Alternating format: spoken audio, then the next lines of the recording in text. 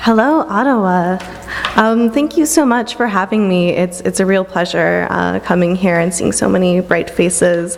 And yeah, I'm just excited to be here, and that was a wonderful open mic, so thank you for the warm welcome.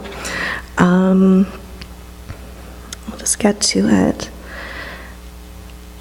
Dear Sarah 1, bees are dying, and it's not even winter. What's left of the summer hive will fall in love with you again. Widow is like cherub, is like the face of a $1 cinema, sewing buttons until eternity is a 3-hour movie about blue, but not enough. The West Coast's weatherless bowl, ferries docking in the night. Where are our time machines? Meet me in the slick jaws of Brooklyn. Bring molasses and a riding cap. Another poem I won't send. Instead, I wrote your name on the white jacket of a man on the Bowery, pictured strength as a woman stroking a lion in red. The ink of your letters is so like you, I don't need to read them. I think of you selling tickets in your cage to retired cinephiles, like I stood on the street and hawked organic cherries and maple syrup to tourists. Some femme benevolence as storefront, but too nerdy in our anxious garments. Pale heart of a doll, black bobbed. I can't teach you anything. You already know more than the drunk punk boys you daub with lipstick and spin toward affluent boomers at gallery parties. Ethan pours a beer and throws your name down on the bar to watch my pupils dilate. I'm having one more cigarette so I can pretend to split it with you. I won't clean the apartment, but I left my bathing suit on the back porch to dry. Michael gave me the note you wrote on a coaster last night in Toronto. Bilingual sugar packets and domestic beer labels spill out of my purse on the M train. I'm going to eat the sugar, every last grain. I turned the space heater on this morning for the first time. My stockings were so cold I bunched them in my fist to face the warm fan cooing. Please come flying. We can catch pickles in brine floating freely down rivers of delis. Leaning over the edge of Fort Tryon, we'll blow bubbles to Jersey's red oaks, willow and amber, stitch the unicorn loose. If we ever kiss again, will it still taste like salt? The Dear Sarah poems are our series throughout the book. I'm going to read another one. Dear Sarah 4. East Van is all smoke and blackberries. Heat you could almost wear, like your stepfather's suit to Alyssa's wedding on Toronto Island, where the Shirley Temple who wooed you is almost me. Shadow of a suffragette singing karaoke Nico. I got a crystal for your cane on the drive. The question is yes and no.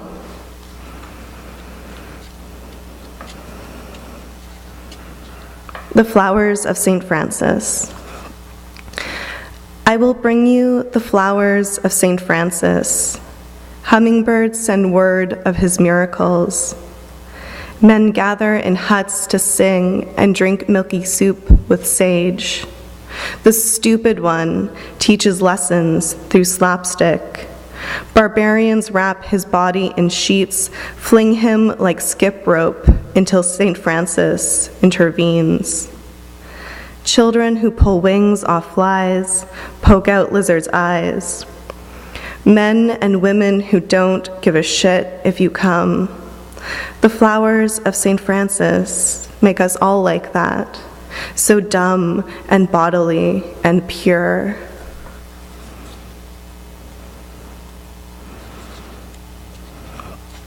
Our Lady of Perpetual Landscape.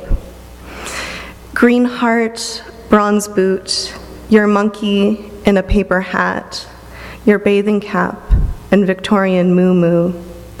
Every poet loves a painter, a shrine of pressed leaves and rabbit skin glue. I choose a broken pelvis, a crescent moon, a halo of Guadalupe, nails to scratch photographs with. I can't escape Cathedral Grove. My teeth crack to carve a cup into trunks of painted trees. My tongue knots into 1,000-petal lily to sink a beige boat the melon sky forgets. What transpires in the night before the night? Tequila, horses who had to swim, stories my mother wrote about Acadia. What transpires in the night after the night? Slow stallions blocking the channel home. I'm drunk and I love you.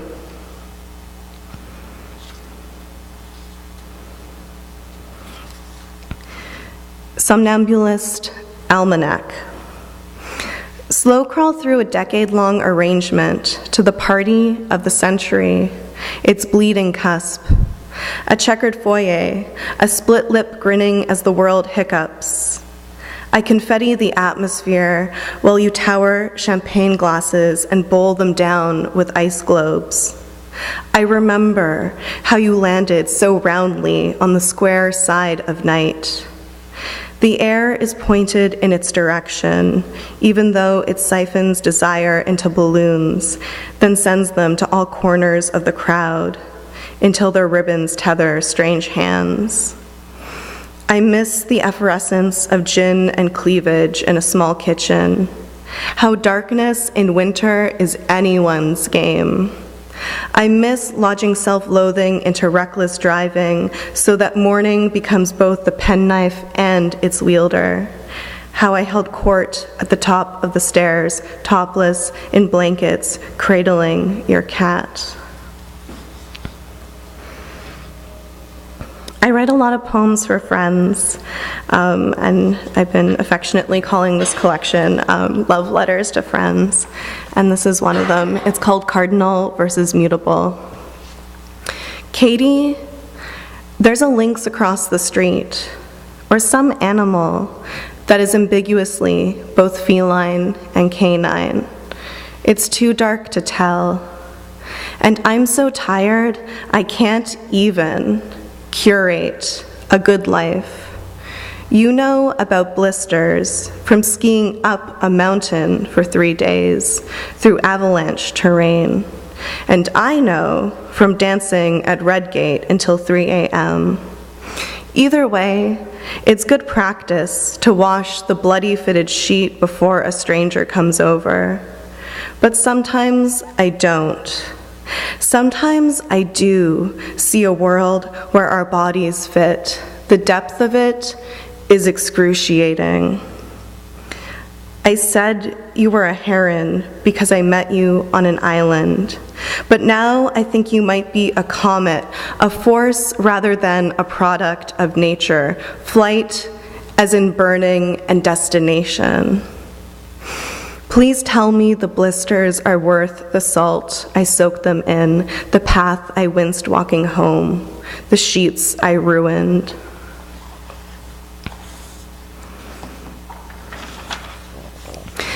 Gin is all the colors because it's clear. I drink all the colors and I see turquoise and opal. When I see turquoise and opal, I taste juniper and chalk. When I taste juniper and chalk, I feel Vaseline and sawdust. When I feel Vaseline and sawdust, I smell charcoal and cloves. When I smell charcoal and cloves, I hear a foghorn and oboe. There's no recipe, but the train swims fast.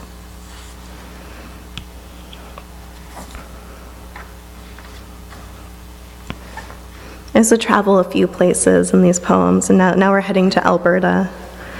Thunder and lightning. Bless the boy burning snakeskins by the river, red beetles drown in mud, current splits like cloth rips along the grain and over the elbow. He nails skulls and pelts of road-killed armadillo, skunk, porcupine, lizard above the doorframe of his mother's bedroom, where he sleeps with antique rifles and scorpions shadow the headboard. When it thunders, he pulls a razor from a cracked tortoise shell, and blue hares bunch under lilac bushes outside. In wild rose country, lightning strikes from the ground. This next poem is for a friend. I wrote it because several years ago we went to a really awful party, and we left said awful party and debriefed and about all the awfulness, and decided in 1 year's time we were going to write a poem about what had happened. And I wrote a poem a year later, and it was like, meh. But she wrote this really beautiful poem where she compared me to a dead robin that came back to life. And it was very beautiful, and it was something that I really needed to hear in that time. And then a few years later, she was back home in Edmonton, and she was the chief of staff for Rachel Notley during the 2015 provincial election, and she's one of the people who had spearheaded that campaign, and this very historical moment in that province. And I was just watching with bated breath the very tremendous thing she was undertaking. So I wanted to give her back the robin that she gave to me. So I wrote the poem, I Open the Dryer and a Robin Sails Out, for Adrienne King. You are driving a bus across Alberta, deciding between seasons, plucking aphids and roses. Over mountains, I feel the peak of a horizon before it breaks in half and spits up flows of mayflies. You keep vultures at bay with cigarette butts, throw darts for chops in every rested legion.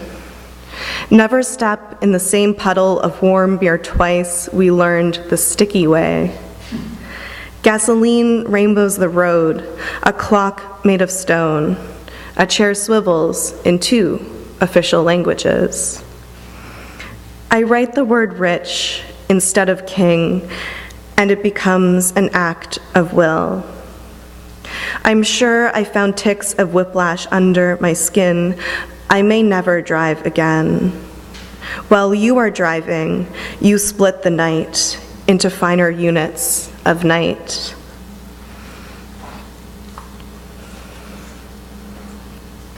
September. The heat we wished for busted morning's yoke, so I puddled all afternoon. The sky coughed, and all flights out were canceled. I left on a boat that carried only women and children. The children's lost pets were purported to be waiting on the other side of a time zone. I often read Marianne Moore, and though I haven't her gift, I judge her restraint and pretend to care about her mother when the topic comes up at conferences. The cold has been different this year, sad and inconvenient. The barista at the cafe where I'm pretending to work says she prefers shopping in the States because she fits into size extra small there. I love water, but distrust people who are content to abide its lull and price. Sparrows keep getting trapped inside this cafe, like that time I was teaching and birds smashed against the windows in some Old Testament mission, and I asked aloud if it was real. As in, how is any human minute real? This next poem is about coming across your ex on Tinder. Maybe you've been there before. Sour beer for bitter hearts. I forgot about my necklace in your mouth, but then we spoke so easily on a heated patio in the brightest dying light of the newest year. I was busy casting you as a sorry Justin Bieber, but really you're as handsome and persistent as a meme, and I'm a soft space for your sad tumbling. Every time you fail at interior design and I need to dry out, we'll meet for sour beer made by women monks whose devotion is more silent and free than our stupid hands scratching at glass screens.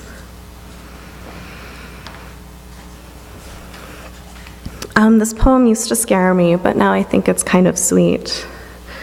When general anxiety feels very specific.